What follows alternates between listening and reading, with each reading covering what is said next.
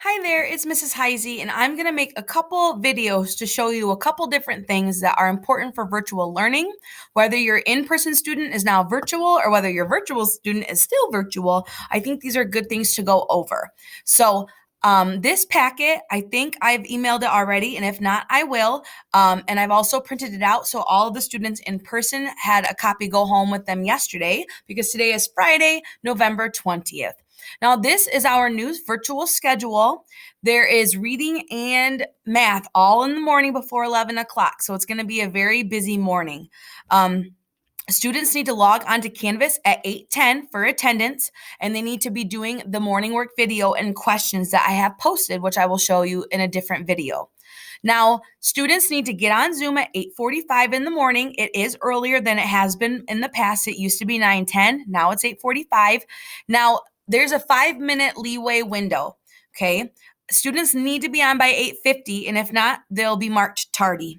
3 tardies equal 1 absence, so they do rack up quick, and they need to be on time, the best they can. Now, we will be doing phonics and skills, which is reading.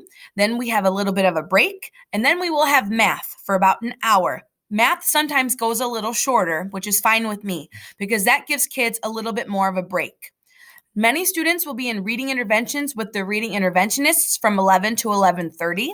If you got an email from me this morning, then you know that your child is in a reading intervention with a reading interventionist. Now, if you did not get an email from me, your child will be reading with me either at this time at 11:05 or at 1:15. I have not made that schedule yet, but I will make it soon. There will be lunch and outside time. And then there is one more Zoom that's a whole lot shorter at 12:45, where we will be focusing on social studies for now. The end of the day is kind of like a choice time. Students can go on Canvas to do specials, educational websites, or do independent work and go back and redo things like that. Now, Zoom expectations, I'm going to go over this with kids on Monday, but I think this is very important because some students are not following these, and it makes it for a very choppy call because I have to stop and ask kids to do things because they're not following these expectations. So please go over these with your student. This last page that I'm going to really talk about is learning coach expectations. You are not expected to be right next to your student throughout the whole day. I know that a lot of parents are working from home, and so does our school. We get it. It's tough. This is going to be, you're probably feeling really stressed out right now, and that's normal and that's fine, and so are we. But just know we have your back. We know that you're busy working too. So just know the learning coach expectations. It needs to be an adult or an older sibling that's available during school hours of 8:10 to 3:15. You are to supervise your child to make sure they're completing assignments on Canvas and getting on Zoom at 8:45 and 12:45 every day. I'm not home. I can't get your kids on Zoom. Please do that for me. And I bet you once you do a couple days in a row, your student will be right on time. It's a good idea to also maybe set an alarm on a phone because we do lose track of time when we're at home. I get it. So make sure they're on time and doing their assignments. Okay. I'm going to show you how to look for their assignments in just a minute. In a different video. Now, the learning coach will also communicate with the teacher via Canvas or Zoom, like for spelling tests. I'm going to need their spelling scores. And email is also a good way to contact me.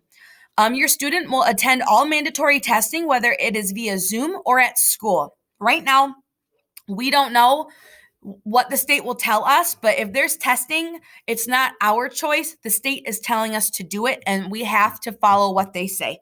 So more information will come out in January about that. So it's nothing to worry about now, but just something to keep in mind for later. And number 5, the learning coach will make sure the students are following Zoom expectations. So that's the ones that were listed on the top of this document.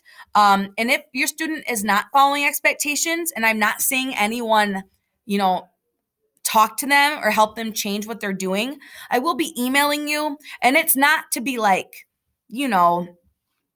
rude about it or anything. It's just so your child can be successful. And so I don't have to be calling them out or stopping many times for them to focus.